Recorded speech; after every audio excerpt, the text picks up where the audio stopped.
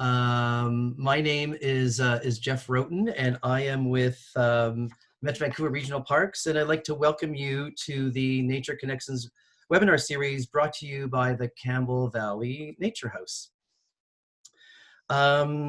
So this webinar series is graciously hosted by Pacific Parklands Foundation, and I'd like to introduce their Executive Director, Janet Antonio, to say a few words about the foundation. And there we go. Janet, you're on. Thank you, Jeff. So first, I'd like to start by acknowledging that the Nature House is on the ancestral homelands of the Coast Salish First Nations. And I wish to extend my appreciation for the opportunity to hold this webinar on their shared traditional territories. A little bit about the foundation. The foundation was founded 20 years ago to support Metro Vancouver Regional Parks, which we all love and adore here in Vancouver. And the foundation raises funds and gives grants to protect our parks and connect people to nature. And so these webinars are a great opportunity, and I really want to thank Jeff and the Campbell Valley Nature House for partnering with us. And anybody who's out there, we're always looking for new ways to partner with our community. And yeah, so Jasmine McCulligh, is that the correct pronunciation? Yeah. Okay. She's a facility coordinator for the Northern Spotted Owl breeding program, and she's got a really cool presentation today, a live cam. So we're really excited. Jasmine is a regular presenter at the Nature House, and we're thrilled to be able to present her to a wider audience today. So Jasmine, I'm going to invite you to share your screen now. So thanks everyone for joining us today. And my name is Jasmine, as Jeff mentioned. So I am the facility coordinator for the Northern Spotted Owl breeding program. So we're located in Langley, just outside of Fort Langley. And what we're trying to do is to recover the endangered species, the Northern Spotted Owl, by breeding them in captivity and then eventually releasing them into protected habitat. So we are part of the British Columbia Conservation Foundation, which is a local nonprofit. And so we are working tirelessly really to help recover this species. So we're just coming out of breeding season right now. So we've got all of our chicks around the nest, and we are going to be looking at a live stream of one of our chicks in the nest today, and I'll be kind of interpreting what we're seeing. So the reason that the spotted owl is endangered and that this program exists is that they're an old growth dependent species, so they need about 150-year-old forests to survive, and that kind of habitat's not really available to them in the Lower Mainland or British Columbia anymore. So we have protected habitat with the provincial government that we will be releasing these individuals into eventually. And then we are also concerned about the barred owls. So maybe Jeff can put up a question here, but barred owls are pretty common in the Lower Mainland and across Canada. So does anyone know how you can tell a spotted owl and a barred owl apart? I just launched it now. So what's the best way to tell a barred owl and a spotted owl apart? Eye color. Oh, there we go. Size, chest markings. So they're very common, or they look very similar, so people often get them quite confused. So in the Campbell Valley Regional Park, there are barred owls, so you'll see them there quite often. But there's a couple ways to tell them apart, but visually this is probably going to be your best way to tell them apart. They are I'm going to just end the polling. Here we go. And we'll just share the results. There we go. So most people, everyone got it, or most people got it. So chest markings is correct. So eye color, they actually both have dark brown eyes, so that's not really going to be super helpful. The size is pretty similar, so they're both medium-sized owls, so they're pretty hard to tell apart based on size. But chest marking is the best way to tell. So if Jeff can maybe pull up the image of the comparison of the two species. Yeah, so you can see here on this image, so we have the barred owl on the right side and the spotted owl is on the left. So the barred owl is it's a lot lighter in color, and you can see it has stripes going down its chest, as opposed to the spotted owl on the left, which is more of a chocolatey brown color and horizontal spots or stripes on it. So you can see their eyes are the same. They look pretty similar. The shape is the same, so there's no ear tufts. And the picture doesn't super show it, but the size is pretty similar as well. So, so if you're ever out and about and you see an owl, the most often you're going to see is a barred owl. So you can also listen to the calls. So if you hear something that sounds, they have a "who cooks for you" is kind of the way they call, they use to phonetically, I guess. But the spot owl has a 4-note call. So if you are able to take a photo, record some video, get some calling in, that's the best way to determine. You can go back and check your birding books to see which species it is.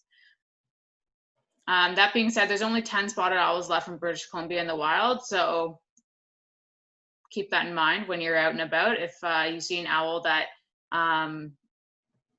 is in a pretty urban area, it's likely a barred owl, and it's very unlikely to be a spot owl. So you would need 150-year-old old growth forest to be able to see a spot owl in the Lower Mainland, unfortunately.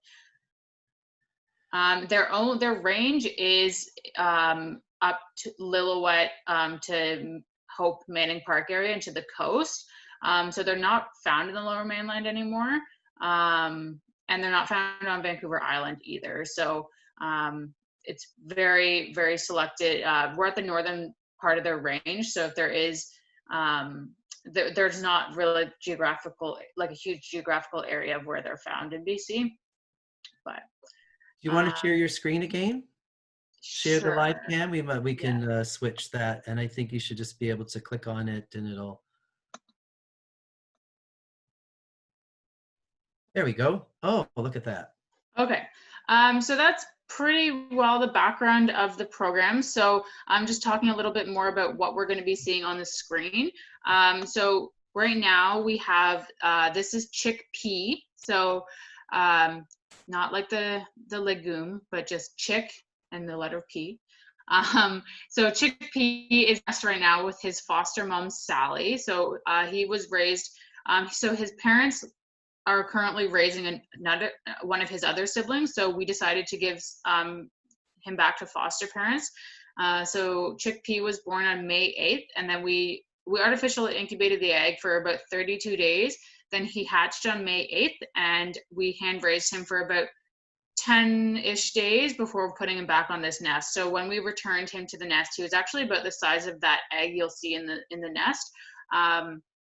So we use that's just a fake dummy egg. So the reason we have that is that we're able to tell scale to see that he's growing when he's on the nest, because we're not able to weigh him every day. But if we put him back and he's the size of the egg, you guys can see now that he's obviously grown a lot. So he's about a month old, and he'll be leaving the nest in about a week. So this live stream is available outside of this webinar for you to view. So if you just go to fwcp.ca, they are one of our partners who are hosting the live stream for us. So after this webinar, if you want to keep up with Sally and chickpea, you're welcome to go on their site and continue to watch. So. So what I'll be doing now is I'll just, actually, Jeff, do you want to maybe show one of the pictures from hand raising to see how small chickpea was just a few short weeks ago? Sure.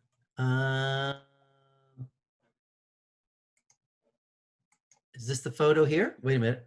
That's it. Yep, there? that works. Yep. So you can see, so this is one of my technicians feeding chickpea when he was about maybe 4 days old. So you can see he's tiny, tiny, tiny, so barely fits in her hand. So we feed them 3 times a day and monitor them pretty closely when they're in hand raising care. So we do have gloves and masks. We want to keep everything nice and clean. Okay. And then Jeff, do you have the video you could show of a feed? Sure. Let's try this. Okay.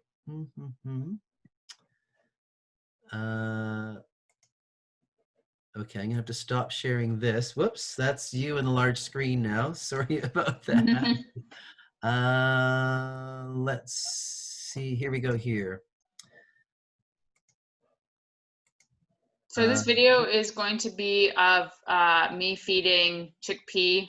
It is live, or not live mice, but it's whole mouse pieces. So just a heads up that it'll be possibly graphic if you're not if you're a bit squeamish. So we will be feeding the chick live or whole prey. So there will be some nice meaty mouse pieces for it. So yeah, we can go ahead and get started. So you can see now that I'm not wearing a mask or any extra gear. So the chickpea is now quite a bit older. So it's about 10 days old in this video. And we want to start introducing germs and increasing the immune system. So we do stop using that type of gear.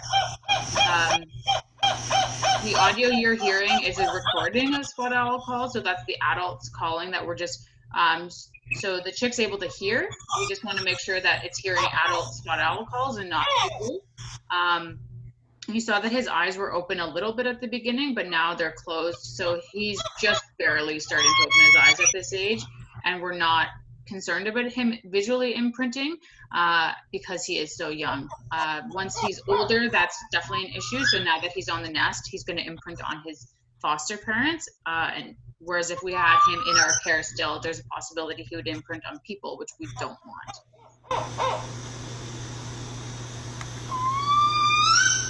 So he weighs about 100 grams in this video, and right now he weighs closer to 400 grams. So in two weeks, he's grown significantly. Still loves to eat, though. That's a good sign, though.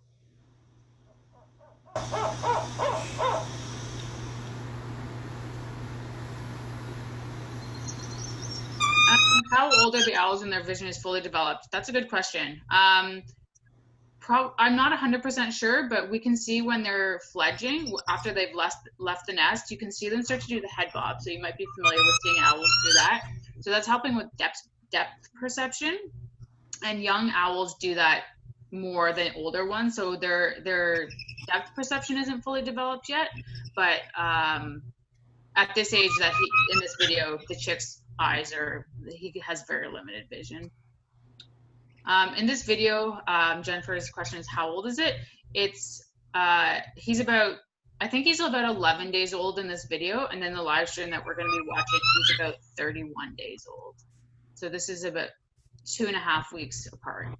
So they grow quickly then? They grow very, very quickly. So we wait till the chicks get to about this stage because they're quite vulnerable. I don't know if Jeff, do you have the photo of the freshly hatched chick or an egg hatching? You want me to? Ooh, that's getting loud. Should I share that photo now, or well, let's watch the end of this. Yeah, he's almost done eating this. So when they first are hatched, they're altricial. So that means that they require a lot of parental care. So they're not really able to do much for themselves, and they're smaller for it. So we always wait till they're a little bit older before we start introducing them to the nest and the immune system and all that, like I mentioned. Okay. I'm going to end this now because we're just getting towards the end of it anyway. Yeah. So the peeping sound that you guys are hearing is the chick, and then the other sounds are the recorded audio of the adult. So the chick's very reactive to the audio of the adult, which is a really good sign.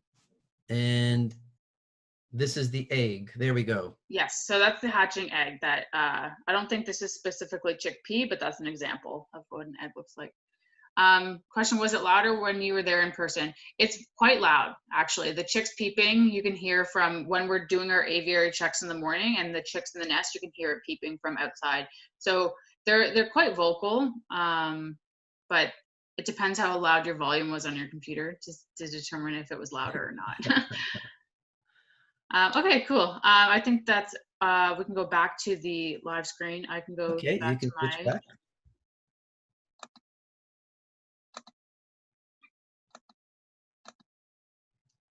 Okay, so here we go. So this is Sally's in the nest with the chick right now. So that's the head bobbing I was talking about. You just saw him doing. So that's just him kind of like determining, like, is this nest tall enough? Like, can I jump out of it yet? Like he's kind of Yes, that was Dante's good egg. Yeah, good. Is that Kate and Rose asking that question? Yep. So the chick is going to be in the nest for another week or so. And right now, Sally's looks like she's preening. So they're just bonding right now. So they're pretty well bonded. Sally was born in 2010. So she's about 12 or 10 years old. So she's actually from High Desert Museum in Oregon. So Sally's going to spend a lot of time. When the chick was really little, she was sitting on the chick all the time to keep it warm. So the chick wasn't able to thermoregulate, but now he will be more independent and able to keep himself warm a lot better. Sally's just in there just kind of to keep him company, but you'll see that she'll hop out of the nest. Maybe Watson will come over, so that's the foster parent. Oh, she is eating him, or eating the mouse is eating or the chick is eating a mouse or something. I don't know what he's doing. Yes, will he cough up pellets? Yes, he will definitely be coughing up pellets. So they start to cough up pellets when they're about 11 days old. So he's eating whole mice with fur and bone included, and that's what the pellet consists of. So they cough up 1 pellet per day. So I think he's actually playing with the pellet, possibly. I'm not really quite sure what he had in his mouth there, but the chicks like to explore the nest, and they'll go and like poke around and like pick up sticks and just kind of play around sometimes. So Jeff, I have a question. Yep. So this is a foster mom, and how does that work? Does the mom automatically look after a chick that isn't theirs? Like, yeah. So the chick. So Sally was sitting on an egg, and she was expecting it to hatch. And what we've done this many times, so they don't really seem to care that it's not their chick or that it's 10 days old as opposed to a freshly hatched chick. So the bonding is really quite easy. So you can see Sally's quite bonded with the chick right now, training him. But it's a pretty easy process. Like I always say, of all the things that spot owls, like how difficult we have breeding them, returning them to the nest, and how much they love the chicks is the easiest part of my job. So and then somebody said that the owl looks black in this, but is she brown? Yeah, she is brown. It's just the lighting, I think, right now. But she's a nice chocolate brown color. And can you talk about the? This is me asking questions. Can you talk about the nest that you've built there and the whole idea about like building, a nest and all that? I'm just curious because this is not something that you created. Yeah. So of course we don't have nests like they would in the wild. So in the wild they would have about the nest is like almost 25 meters up in there in old growth forests and trees. So this nest is actually just about maybe 3 meters off the ground, and you can see it's on a platform. So it's just the stump. So the stump has at the back here, you can see there's this like, it's a door. So what happens is when we're getting ready to take the eggs away, when she lays them so we can artificially incubate them, we'll actually open up that door and we'll give her a fake egg and take her actual egg so that we can take it into the incubators. And then when we were getting ready to put chick P back, it was the same process. So we just opened that door right there and just put them in the nest, and Sally's like, oh, cool, there's my chick. And she took care of it, no problem. So you can see those wings, he just gave a little flap, and so he's starting to get his adult feathers in, but he's still very, very fluffy, and Sally's fussing over him quite a bit. So Claire is asking if they lay 1 egg at a time. So they'll actually lay 2 eggs at a time. For the most part, sometimes they will just lay 1. So they can't count though. So we just gave her 1 back, and she didn't seem to know the difference. Will they stay bonded as adults? So spot owls are monogamous. So Sally and Watson, which are the parents, they'll stay bonded for as long as they're together. Whereas with chickpea, eventually they're going to get to the point where Sally and Watson are like, we're done with you. You're a teenager, you're independent, you can go and do your own thing. So by the end of the summer, we'll actually be taking chickpea out of the aviary and moving him into his own. Hopefully he'll find we'll be able to introduce him to a female, and they'll be able to bond and produce their own babies. And whereabouts is this nest box located, just roughly? I don't want people searching for it, but is this near your facility? Yeah, this is at our breeding center. Oh, it is. Oh, it's Yeah, right there. it is. Okay. Yeah. So this is just outside of Fort Langley. So we aren't open for tours right now, but we're kind of reevaluating our tour structure to see if we're able to work something out. But we might be doing virtual tours possibly. We'll see how that works. So would anybody be interested in a virtual tour if we did something like that? Anybody interested? Yeah. Yeah, we're getting yes. Yeah. Lots of yeses here. Oh, okay, cool. Good. So you can see Sally left the nest, so she's going to be, oh, there's my, okay. So just going back, I guess a couple of questions. Salt Spring Island, unfortunately, they're only found, the spot owl is only found on the mainland, so they're not on any of the islands. So I would suspect you likely saw a barred owl. And then just going back, did we stay at the sanctuary during COVID? Good question. So we did not. We were able to go home, but we worked a lot and we were very careful to self-isolate, and we only worked in small groups. So we only had 2 people here at a time. So we're always careful during breeding season in terms of like sanitation, for the sake of the chicks. So it wasn't really a difficult transition for us to take the extra precautions to keep ourselves safe, because we were always doing that anyway for the chicks. The biggest challenge we had during COVID is that we usually do a adopt an egg campaign, which I think some of you on this chat did adopt an egg, so thank you. But we weren't able to go out into the public and go out to Campbell Valley and talk to people in person, and that's where we do a lot of our fundraising, is in person.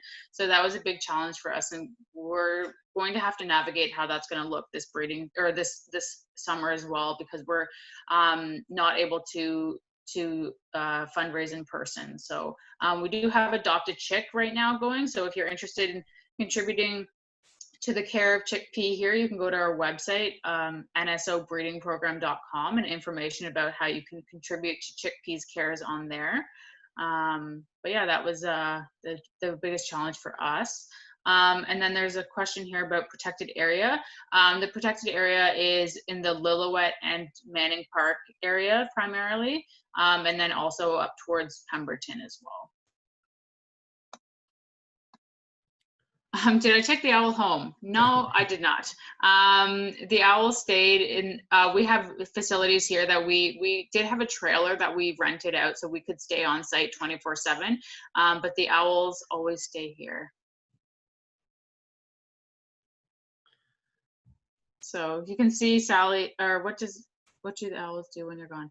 The owls are pretty independent. So when they're young chicks, we're here 24/7. So we don't leave them alone. We have, luckily FWCP, who's sponsoring this camera, also sponsors our internship. So we had interns who were available to help out, and they would do night shifts. So one of the senior staff would stay on site sleeping in a rented trailer. And then if there was any problems, the interns would wake us up. We do not have a lot of staff. We are it's a huge property, and we have very limited staff to take care of it. So we rely heavily on volunteers to help us out there. But yeah, the owls are pretty independent. They don't really need us here all the time. We only do that for the young chicks. So usually the owls just are hanging out in the aviaries. We only actually see them once a day in the mornings to do their checks, and then when we feed them in the evenings. Jasmine, why don't we do that other poll right now about, because have we identified the gender yet, or did I mean, if anyone's paying attention, I've used certain pronouns, but yeah, we can go ahead. We'll see if people have been paying attention. Here we go. Is chickpea male or female? I think we know, but we'll see if people are paying attention. There we go. Okay. So in order to determine what gender the chicks are, we actually have to take a blood sample. So unlike many other animals that like mammals, for example, where you can tell if it's male or female based on like how it looks on the outside. With birds, you actually have to do a blood test. So we had to take just a little tiny little drop of blood from the chick, and then it has to go to a lab, and then we'll be able to find out if it's male or female. Good job. It's There we go. 86%. Yeah. So Yeah. yeah, chick P is a male. It's a boy. Okay. How many chicks hatched this season? So we had 3 chicks this year. So chick P has 2 siblings that were born this year, and we don't have any more eggs right now. The breeding season's over, so eggs are only laid in March and April. So, and eventually when we do release owls, yes, we will definitely be tracking them. How many eggs have you had? I can't keep track. It's a lot of eggs. Unfortunately, some of them are infertile, and some of them just don't survive. Yeah, DNA on your Quaker bird to find out he's a boy. Yeah, it's a very simple process to do. Is chick Q a male or female? Stay tuned for that. We'll be announcing on our social media for that. Oh, okay. Do you do towels or other birds? Oh, do you just do owls? So we breed rats and mice on site as well. So we breed rodents to feed to the owls, but otherwise, so really, honestly, most of the day I spend working with rats and mice, not owls, because there's about 300 mice and maybe like 150 rats that we need to feed every single day, and they require a lot more cleaning and maintenance than the owls do. Good question from Aaron. Why do they need old growth forest? So old growth forest, because the structure of the old growth forest, there's a lot of older trees, and naturally as trees age, they are going to be dying and they're creating snags. So it will snap, like a large tree will snap, and that creates a nesting site for the owl. So that's really important. And then there's the prey density is really important too. So in old growth forest, you're going to have a higher prey density of northern flying squirrels, which is the primary prey for these guys. So the flying squirrels really like the old growth forest, which means the owls really like the old growth forest. And then the nesting sites are available too for them. And how long does it take for them to usually hatch? I'm assuming is that question. So the incubation, so the egg is laid and then we incubate it in an incubator for 32 days. And then it starts to hatch at day 32. And then it's about 4 more days until the egg is actually fully hatched and the chick is out. And then, so it depends on how you determine hatch, but it can take up to 4 days from the time they start to the time they finish hatching. So yeah, I would definitely recommend continuing to keep an eye on this screen in the next couple days, because I think he will try to fledge. So you can see here, Sally's kind of in the way, but right here, there's like a little V in the nest, and you can see that he'll peek his head out to see like what the outside world is. But when he does start to try to fledge, he'll actually jump up and hook his beak on the side of the stump, and then he has to use his feet to like climb up the side. So he won't actually like fly out of the nest. He'll climb out of it. How much does Chick P eat every day? Chick P eats a lot. So he weighs about half the amount of an adult and eats the same amount. So that's like if a baby was eating the same amount of food as like its mom and dad. So the most of the time he eats about 45 grams a day. So that's about 2 mice per day. And that's the same as the mom and dad are eating too. Does he have any kids? No, the chick is too young. Hopefully next year. And is the male involved? Yes. So what happens is when right now the chick's quite a bit older and Sally's leaving the nest, but when the chick's really young, when she's sitting on an egg, she actually doesn't really leave the nest. So the male is the one who brings the food. So we'll provide him with food, and then he'll take the food and bring it over to the nest. We call that prey delivery. So he's the provider. So Sally doesn't have to go out and hunt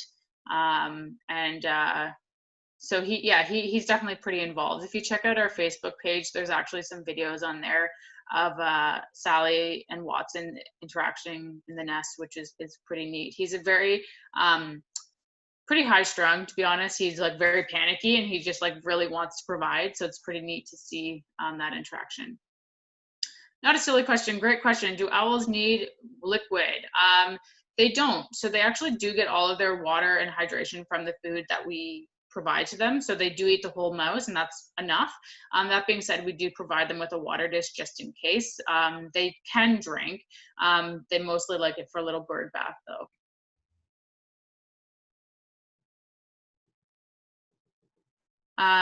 So there are estimated only about less than 10 individual spot owls left in BC, unfortunately.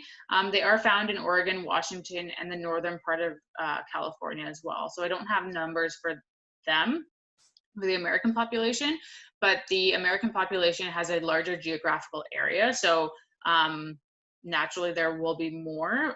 Historically, there were only about 1,000 spot owls left spot owls in BC before they declined, but when you go from 1,000 down to 10, that's pretty severe. So and there was another question here, which I think you already answered, like, do owls mate for life? And you said they do, yes? Yes. Yeah.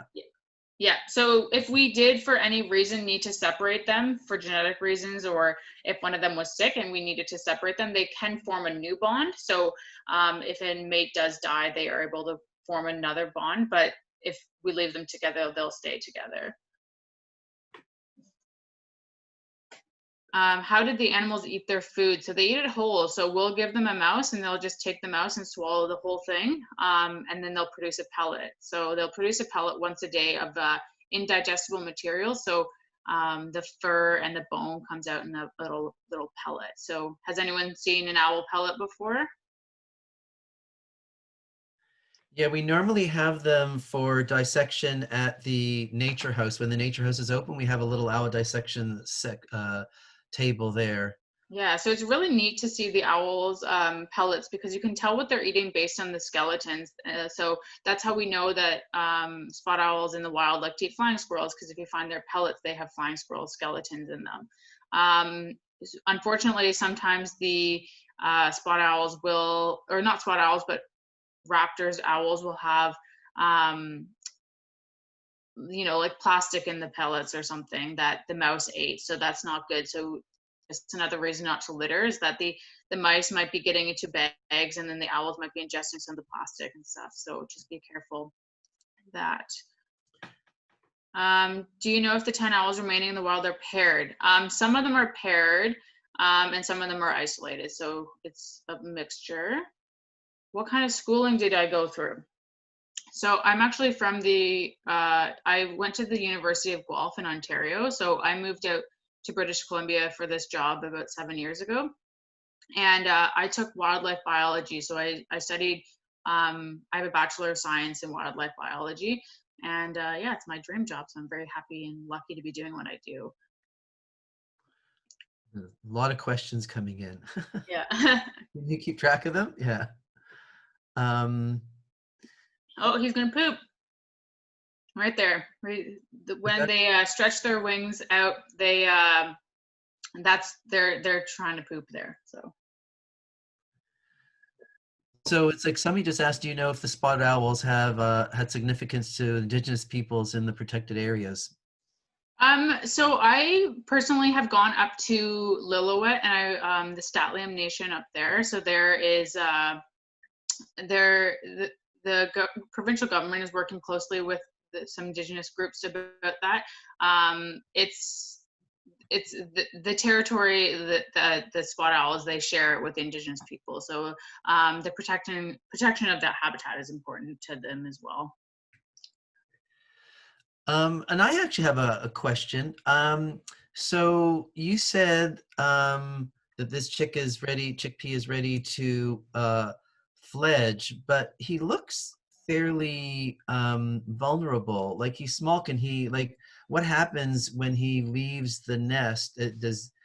Can he protect himself from predator? I mean, So of it. So this image doesn't really show up, but this chick's lucky, I guess, in a sense, in terms of protection, because it's in an aviary. So there's actually, it's not able to it's not susceptible to predators because Right. it's contained. In the wild, they're definitely it's a possibility for them to be predated upon. They can't fly even though they'll fledge, they actually can't fly yet. So they'll actually just crawl around and climb things. They're really good climbers. So they will stay up high. And the only predator that they have in the wild would be really a great horned owl would take a bird off the branch, but if it's on the ground, it would be vulnerable to other terrestrial predators. But once it fledges, it'll jump or it'll climb and stay as high as it can to ensure that it's safe. So Susan's asking if we offer educational workshops for preschool age children. So we used to do school presentations, like in class presentations, and bring our glove trained spotted owl with us.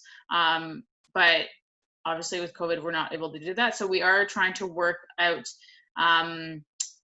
maybe something virtual like this for school children, and redeveloping our presentations so we can do it online.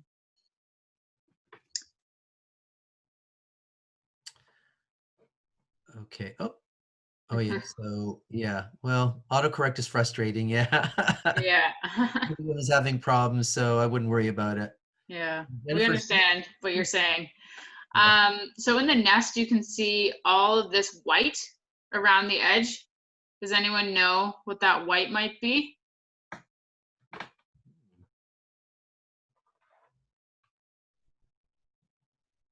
Poop. Good answer. Exactly. So because the chick is not able to leave the nest, the nest is about maybe like about a meter across. And so this little space is chick's toilet, dining room, and bedroom all in one. So I'm sure he'll be very eager to leave the nest and be able to explore a larger area than what this little nest is. And when he leaves the nest, he will leave he'll maybe hang around the nest, shelf, we call it, for a little bit. So he'll stay in view of the camera for maybe a day or two. But once he leaves this shelf, so you can see here, like where Sally's sitting, he might sit on there for a day and hop back in the nest and go back and forth. But this piece right here that you see on the camera, that's once he takes the leap off of there, he's done. He's not going to come back, and he'll have they have quite a big space to explore. So he has 2 large aviaries that he can kind of go in between. So will you keep them in the aviaries? Like, do you release any of them out into the wild, or? We will eventually do releases into the wild. So we're kind of unsure what the timeline is on that. We're at capacity right now for our aviaries, so we don't really have space for anyone else. So that's something we'll be announcing likely on our social media when that time comes. I also see that Cheryl raised her hand. Now, I guess if there's something that you want us to address, you can type it in the chat box. Oh, and Sarah's asking, what are the dimensions of the nest again? There we go. So this nest particularly, this is one of the smaller ones, and I think it's about 1 meter across, and then it's about 50 centimeters deep. What happens if an owl leaves the cage by accident? So my job is to make sure that doesn't happen. So every morning we go and do checks of the aviary, so to make sure everyone is where they have to be, and we're also checking to make sure that there's no holes in the chain link. And we're very careful about closing doors and locking everything. But in the scenario somebody did escape, we would hope that he stayed pretty close by and we'd be able to recapture him. And just for clarification, when we're talking about the dimensions, we're talking the dimensions of the nest box, like the whole box, not just that little piece of wood that's inside the nest box, correct?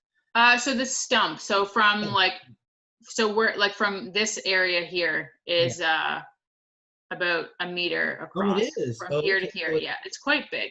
So it's quite big. So actually, that chick is quite large then. Yeah, so he's about the size, maybe slightly smaller than a soccer ball. Oh, wow. Okay. I Yeah, didn't he's realize. that's including fluff. So a lot of that's fluff.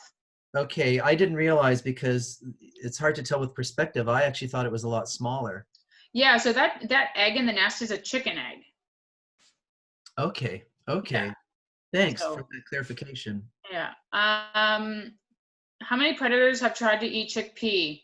None, thankfully. Nothing can. We have it's in a chain link aviary, and then we do have electric fence around the base of the aviary. So if any like a weasel or a raccoon or something did try to get in, it would just get a little zap, and it would not hurt the predator, but enough to the predator would be like, okay, it's not worth it. So yeah, that's so chickpeas pretty safe in there. Sometimes we'll see like little birds and like songbirds get into the aviary, and they're not going to hurt the little chicks. So spotted owls, there are now 28 spotted owls here at the breeding center. Yes, chickpeas parents are just next door, so not to worry. They're busy raising chick jay, which is their other offspring from this year. So do you catch them owls? Or the owls we catch very rarely, so we do occasionally. Thank you, Karina, for joining us. So yeah, the owls, we do catch them once a year for vet checks. So we just want to make sure that everyone's nice and healthy. So we do go into their aviaries once a year, and we'll catch them to just to give them their checkup for the year. And then if there is an emergency, we're all trained to be able to handle them and check and catch them. But that very rarely happens. So you can see most of the day is spent preening. So you can see chickpea is spending a lot of time fluffing up his feathers and making sure he's nice and clean. And Sally spends a lot of the day just sitting around. So I think one of the questions earlier was about if they're more active at night. And they're crepuscular, which means that they have, they're most active at dawn and dusk. So we feed them around sunset, and then they eat throughout the night, and then they'll maybe be calling a lot more during sunrise, but generally during the day they're pretty quiet and inactive. How do you touch them without touching them? We actually do have to touch them. We use a net to catch them, so it's pretty simple. It's nothing too complicated. Just we have to be very careful. Don't catch owls, it's not recommended, but if you're trained to do it, you just have to be very careful with their feet, and their talons are very sharp. We provide all of their food, so they are in an outside area. So the facility here is in a forested area. So if by chance like a squirrel did get into the aviary, like the owls are definitely able to hunt on their own, but they're pretty well fed that they'll see a squirrel and they'll be like, what's that? Not really too worried about it. So we have seen occasionally though, the owls will catch prey, and then they won't eat it all, and we use food platforms. So we'll take the mice and put them on this food platform, and sometimes we'll find in the mornings that they've actually put food on the food platform themselves. So I don't really know why, but they're trying to I don't know, cache it, I guess, on their food platforms. What happens if a spider calls? I mean, there's definitely bugs in there. These guys are pretty used to little critters, I think, which is probably part of why he's preening. There's just and would it eat it? I think, yeah, it could possibly eat it. We have one of our glove-trained birds in his pellets. We'll find little beetle shells, so he likes to hunt little beetles and eat them. So it's a good enrichment for them. Oh, I'll read the question here. So how big of a prey can an adult owl catch and eat? Yeah, that's a good question. So they are not super big themselves. So they are only, I don't know, I can't really show you guys, but they're only about maybe about a foot tall. So they're not really big themselves, but they can eat like a squirrel. They can catch a squirrel, but not a rabbit. Yep, we do have the so part of the reason we do have the live rats and mice that we breed here, so that we can give them the option of doing live prey. So that when we do the live prey, their hunting instincts definitely kick in. So even the ones who have been raised in captivity their entire lives, they're very familiar. The instinct is there to hunt. So sometimes, so these are smaller owls and they're not really aggressive either. So we talked about barred owls a little bit earlier. So barred owls are a lot more aggressive. So they, the barred owls, I've seen or heard stories of like barred owls attacking like deer even. Like they won't kill a deer, but like the barred owls will go after a lot more food. So if you're out and about, especially during this time of year where there's like fledglings and babies, just be really, really careful around the owls. If you have small pets, just be careful, keep them on leash for all animal safety. But the barred owls can be quite aggressive, so just watch out. Be very cautious when you're out and about and you hear or see a barred owl. Yep, they catch rats, so they spot owl will eat a rat for sure. We don't have any rats wild back here in the property that I've ever seen. Thankfully, just the ones that we feed to the owls, which are just we keep them pretty healthy, and we can monitor their health and nutrition a lot better when we house them on site, as opposed to just like catching wild rodents. So that's why we have another reason we do the live food. What do they do for fun? I mean, owls, their general goal in life is to survive. So a good day for an owl is a good meal and a good nap. So you will sometimes see like they'll play in their bath. So we give them like a little water, little bath, and they'll have a bird bath like you'll see little songbirds do. So sometimes we see the owls doing that.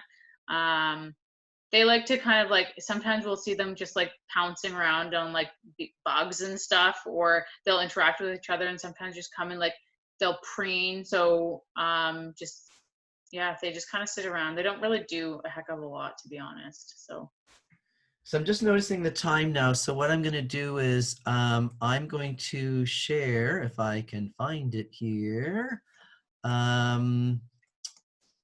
There, so hopefully there you go. So you'll see some of the, I just want to give you a sense of you know, if you want to get in touch with find out more about the Northern Spotted Owl breeding program, there's the website at the bottom, www.nsobreedingprogram.com, and I guess that will provide links to your Facebook page and your Instagram page.